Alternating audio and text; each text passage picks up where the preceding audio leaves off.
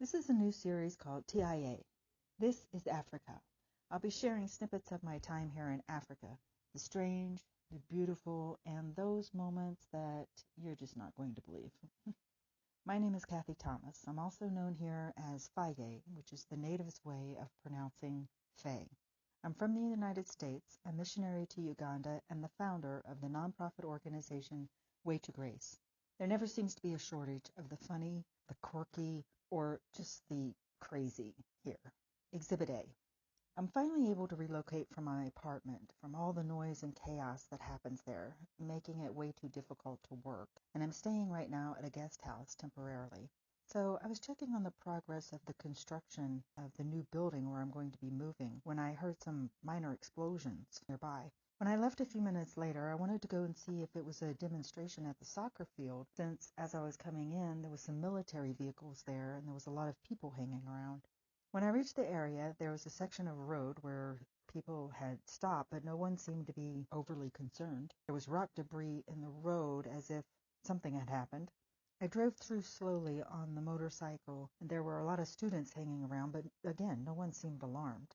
I saw a couple of people walking around with their collar pulled up over their nose and their mouth, or with a handkerchief over their face. And for a few minutes, I must have forgotten that I'm in Uganda, because I was thinking, wow, people seem a little paranoid. Are they thinking the explosion was a chemical bomb? Then I turned the corner, and it hit me. Tear gas.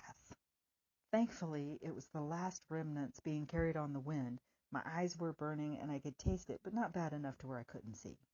Only I could dive through tear gas and be laughing way too hard at what was going on. The next day, I find myself in the same area with a friend and partner in ministry. He had heard there was a war between these two high schools that had started the previous day, but he didn't know the cause or how much this fight had escalated between the two schools. Then this happened. School here. The ones that are coming here to Manatawi. Manatawi? No, this is what? A commercial. Not this school? Or are they buddying up to this school?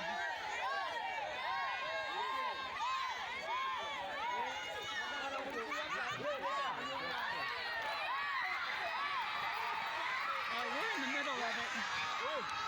Ow, that hit me.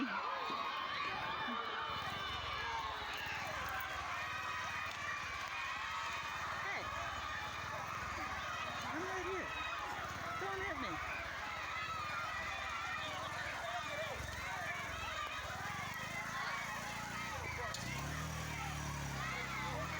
Oh.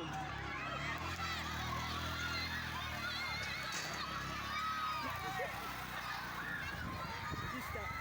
Well, you can go past them.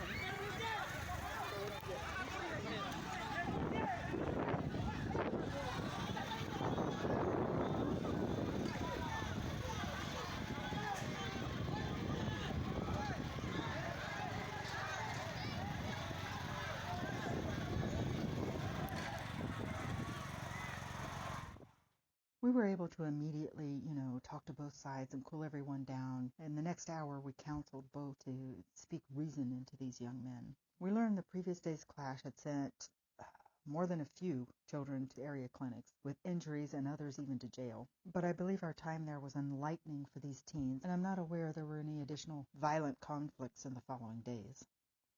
If you would like to join us and become part of the long-term solution to rescue the orphan street children here in Uganda, please pray for willing hands, open hearts, and resources.